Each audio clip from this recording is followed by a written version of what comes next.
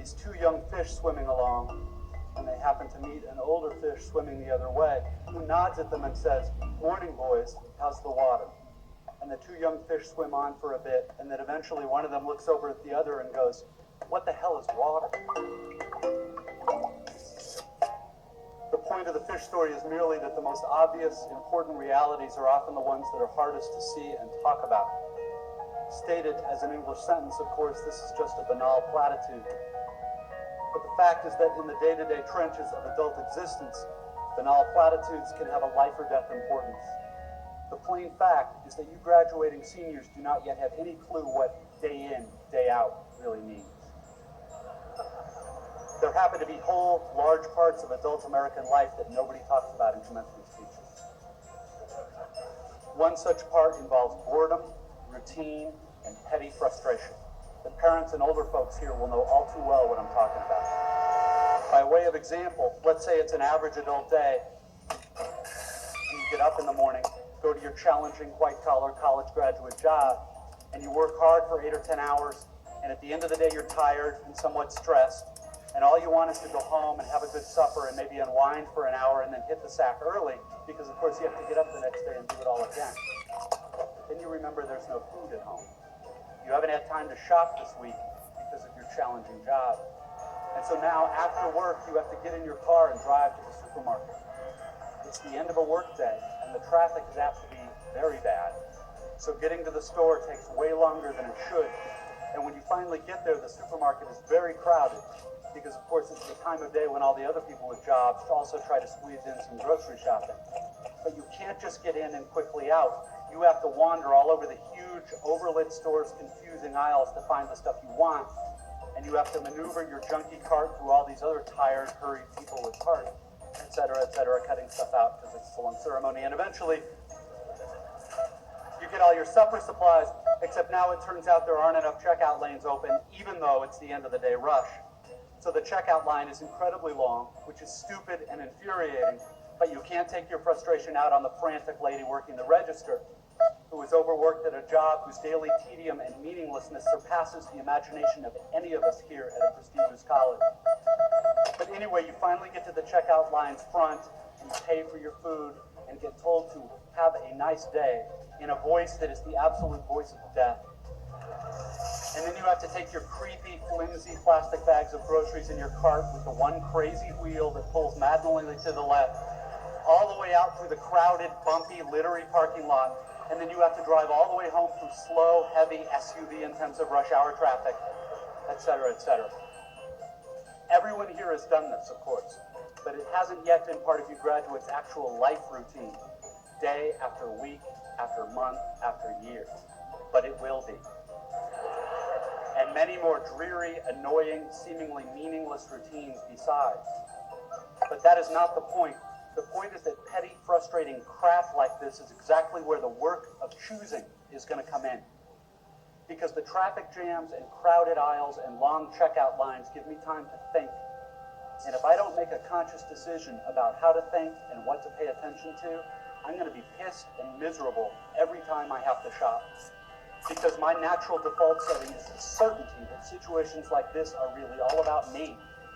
About my hungriness and my fatigue and my desire to just get home. And it's going to seem for all the world like everybody else is just in my way. And who are all these people in my way? And look at how repulsive most of them are, and how stupid and cow-like and dead-eyed and non-human they seem in the checkout line. Or at how annoying and rude it is that people are talking loudly on cell phones in the middle of the line. And look at how deeply, personally unfair this is. If I choose to think this way in the store and on the freeway, fine. Lots of us do. Except thinking this way tends to be so easy and automatic that it doesn't have to be a choice. It is my natural default setting. It's the automatic way that I experience the boring, frustrating, crowded parts of adult life when I'm operating on the automatic, unconscious belief that I am the center of the world and that my immediate needs and feelings are what should determine the world's priorities. The thing is that, of course, there are totally different ways to think about these kinds of situations. In this traffic, all these vehicles stuck and idling in my way, it's not impossible that some of these people in SUVs have been in horrible auto accidents in the past, and now find driving so terrifying that their therapist has all but ordered them to get a huge, heavy SUV so they can feel safe enough to drive.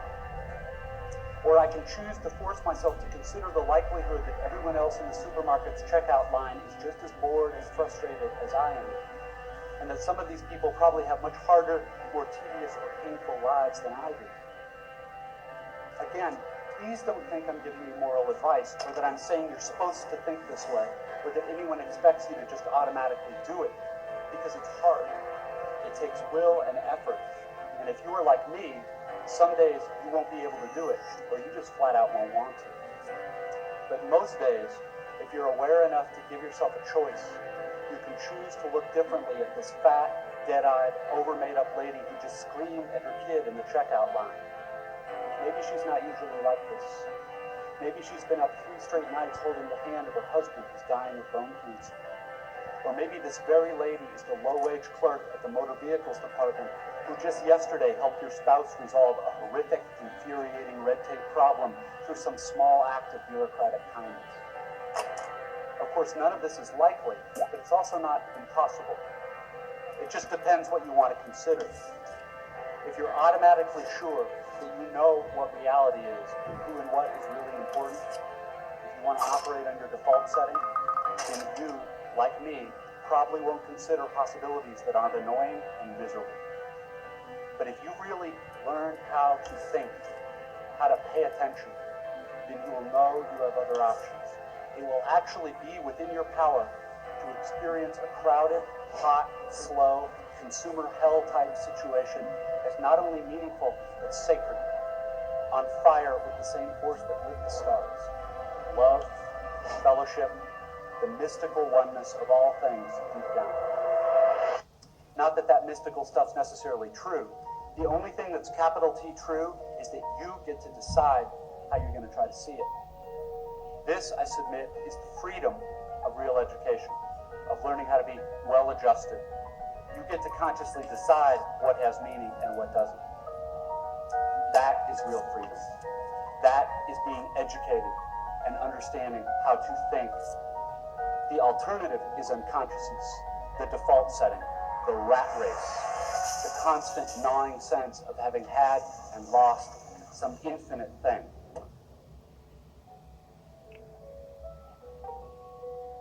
I know that this stuff probably doesn't sound fun and breezy or grandly inspirational the way a commencement speech is supposed to sound. What it is, as far as I can see, is the capital T truth with a whole lot of rhetorical niceties stripped away. You are, of course, free to think of it whatever you wish. But please don't just dismiss it as some finger-wagging Dr. Laura sermon. None of this stuff is really about morality or religion or dogma or big fancy questions of life after death.